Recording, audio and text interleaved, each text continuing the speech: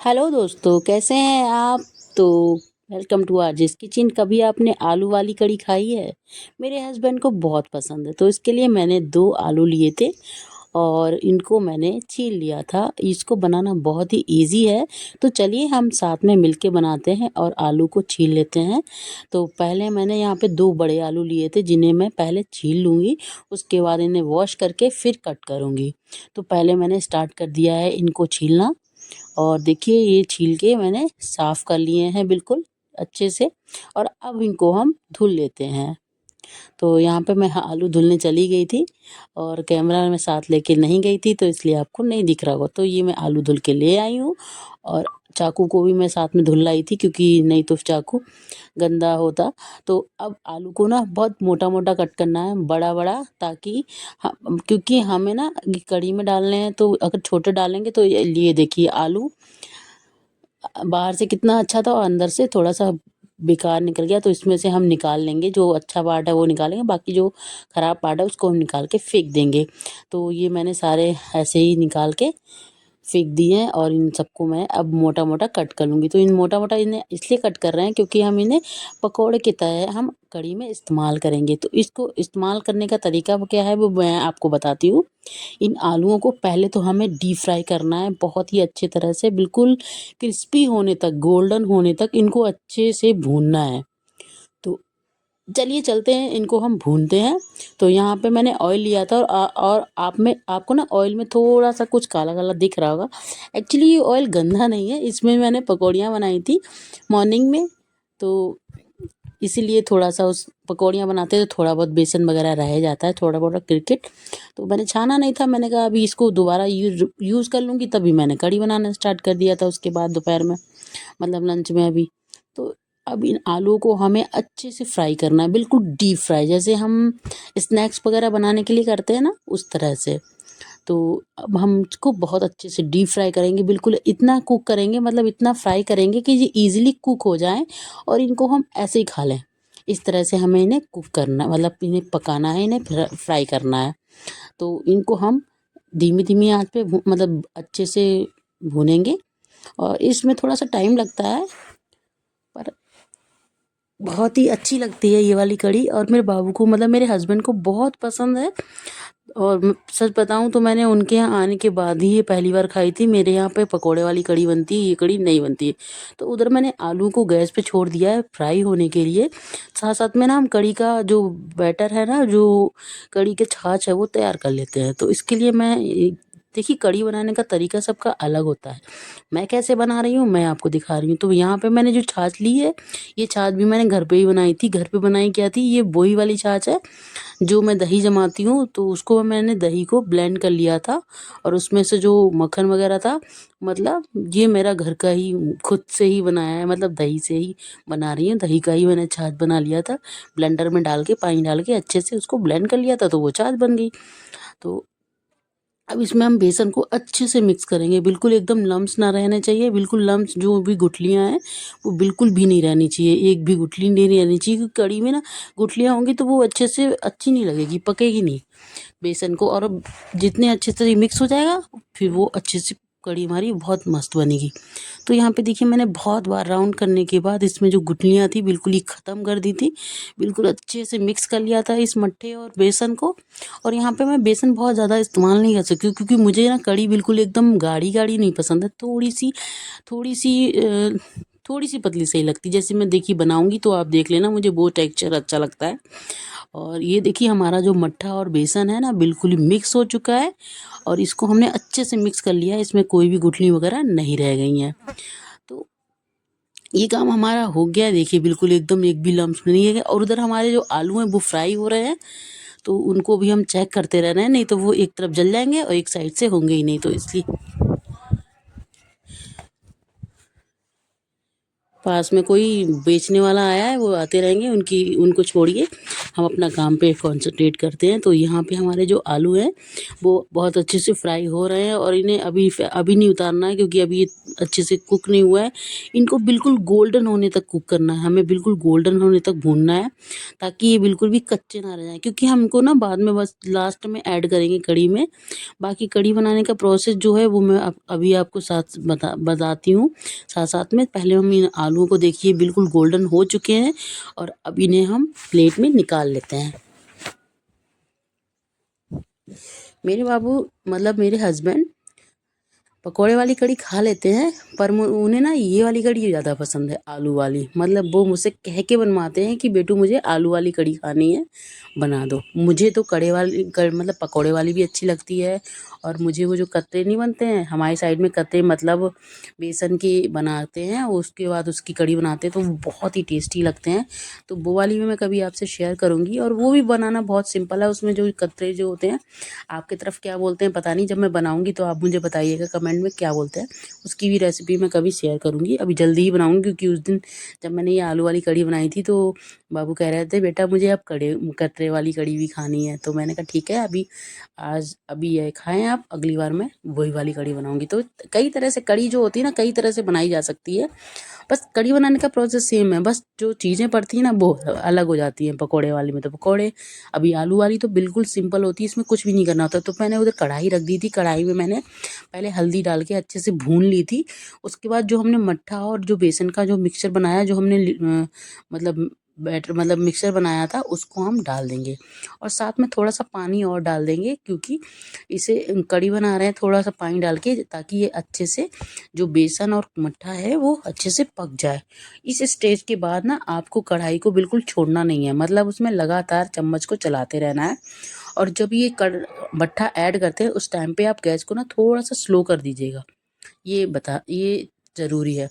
अब इसको हमें लगातार चलाते रहना है जब तक इसमें एक उबाल ना आ जाए। मतलब ये पता है इसको हमें छोड़ना क्यों नहीं है, क्योंकि कढ़ी बनाते टाइम ना एक बार इसमें ऐसा उबाल आता है कि कढ़ी का जो मतलब जो क्वांटिटी होती है, मतलब जो कढ़ी होती है वो ज़्यादा हो जाती है, मतलब क्वांटिटी उसकी बढ़ जाती है, क्योंकि वो बहुत तेज़ी से उफनती है, तो उसकी क्वांटिटी डबल हो जाती है।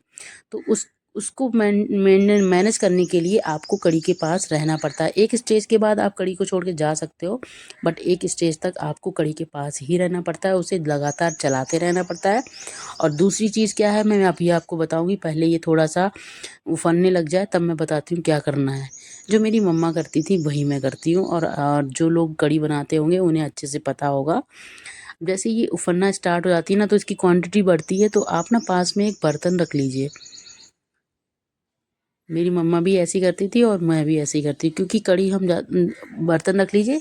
अब जैसे ये उफान मारेगा, मतलब ये उफने की ज़रूर, क्योंकि जब तक बेसन और मट्ठा पकेगा नहीं तब तक वो उफान मारता रहेगा।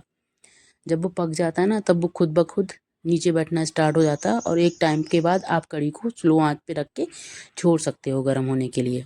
पर अभी वो स्टेज नहीं है, अभी आप बिल्कुल भी इसे छोड़ के नहीं जा सकते, उसके पास में आपको खड़े रहना पड़ेगा। कढ़ी में बस यही चीज़ है थोड़ी सी जो देखनी पड़ती है, नहीं देखेंगे तो पता क्या होगा, पूरा गैस, पूरा चूल्हा, पूरा किचन आपका कड़ी कड़ी हो जाएगा, मतलब पूरा सब बिखर जाएगा। तो इसको मेंटेन कर, अब देखिए हमारी जो कढ़ी है उफान मारने लगी है और इसकी क्वांटिटी देखिए बढ़ने लगी है। तो अब हम क्या करेंगे, इसमें से जब क्वांटिटी बढ़ने लगे ना, तो जो बर्तन हम एक्स्ट्रा लेंगे उस बर्तन में थोड़ी थोड़ी हम इसे निकाल लेंगे, ताकि हमारी कढ़ी निकले भी ना और अच्छे से कुक भी हो जाए।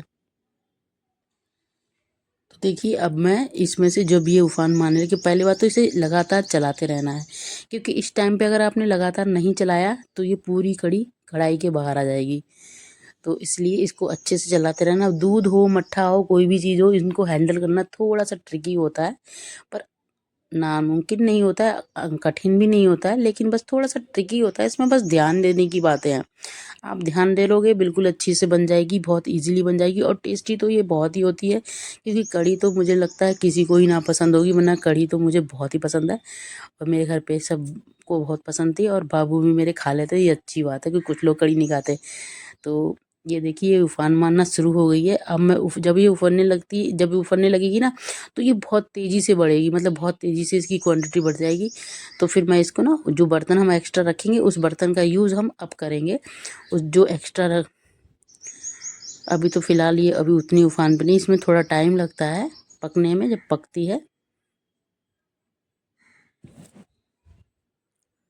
पर ये आलू वाली जो कढ़ी है ना, मेरे हस्बैंड को बहुत पसंद है, और मैंने अपने ससुराल में ही पहली बार आलू वाली कढ़ी खाई थी, वरना मेरे यहाँ तो कतरे वाली और पकौड़े वाली बनती थी, और सेव वाली भी बनती है। जो सेव होता है ना, जो बेसन का सेव बनाते हैं, उसकी भी कढ़ी बनती है, तो वो भी अच्छी लगती है। सारे तरह की। अब देखिए ज़्यादा क्वांटिटी हो तो इसको हम जो एक्स्ट्रा थोड़ा थोड़ा हो रहा है ना, उसको हम किसी बर्तन में अलग निकाल लेंगे, क्योंकि अगर आप उसी में करते ना तो पक्का निकलेगी, क्योंकि इस स्टेज में कढ़ी उफनती ही है, कितना भी करो। या अगर अगर आपको ये सब नहीं करना है, तो आपको जैसे कढ़ी बनानी है 4 लोगों के लिए, तो आप 6 लोगों वाला बर्तन लीजिए।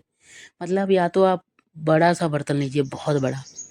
पर ऐसा होता नहीं है, क्योंकि हम जो जितना खाना खाते हैं उस हिसाब से देखिए कितनी स्पीड से इसकी क्वांटिटी बढ़ रही है। ये फनती है, कोई बात नहीं। ये पता है एक स्टेज तक वो फनती है, उसके बाद ये धीरे धीरे अपने आप से नीचे आ जाती है। जब ये अच्छे से कुक हो जाती है, अभी थोड़ी देर और लगेगी, उसके बाद ये खुद ब खुद नीचे आने लगेगी।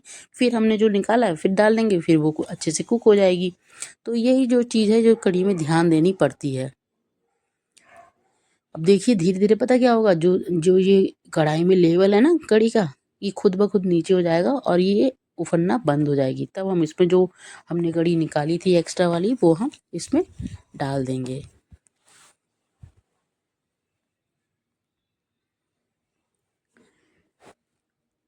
अभी थोड़ी देर बाद देखिएगा खुद ब खुद इसके ऊपर जो मलाई जैसी बनने लगेगी कढ़ी की, तब मतलब समझ, जब मलाई बनने लगे तो समझ जाना अब ये उफनने की जो लिमिट, मतलब उफनने, अब उफनेगी नहीं, अब निकलेगी नहीं।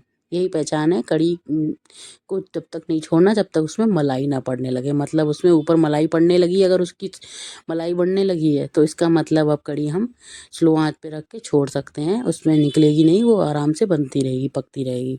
बस इतनी स्टेज तक आपको कढ़ी को देखना रहता है, बाकी फिर आराम से बनती रहती है। तो अभी देखिए हम इसको पका रहे हैं, और फिर हम क्या करेंगे, धीरे धीरे जो हमने निकाली थी कढ़ी उसको भी ऐड कर देंगे। और देखिए अब जो लेवल है हमारा कम होता जा रहा है, ज़्यादा नहीं हो रहा है, तो अब जो हमने कढ़ी निकाली थी उसको भी इसमें डाल देंगे, और इसे अच्छे से पकने देंगे।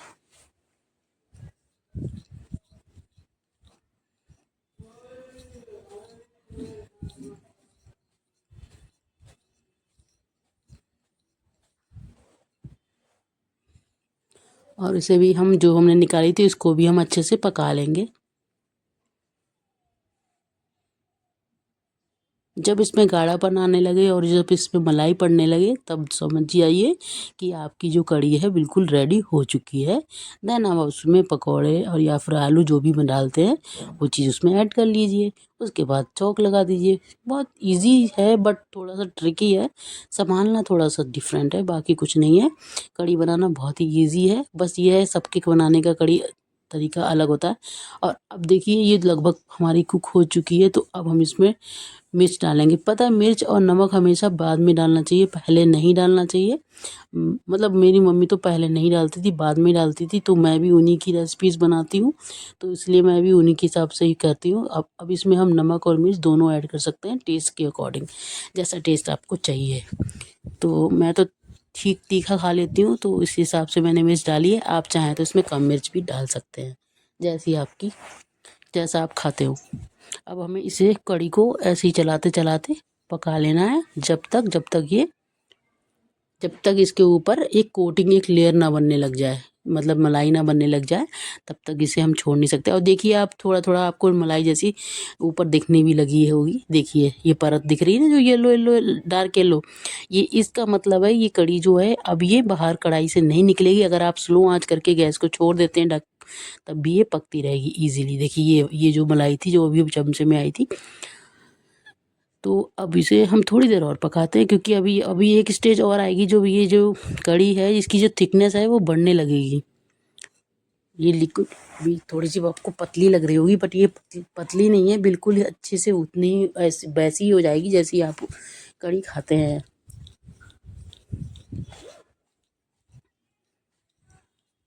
अब हम करते हैं इसका मेन काम, जो मेरी मम्मा करती थी। इसके लिए चाहिए हमें लोहे का कोई भी बर्तन, और यहाँ पे मेरे पास लोहे का कुछ भी नहीं था, चिमटा था, जो कि मैं घर से स्पेशली कढ़ी बनाने के लिए लाई हूँ।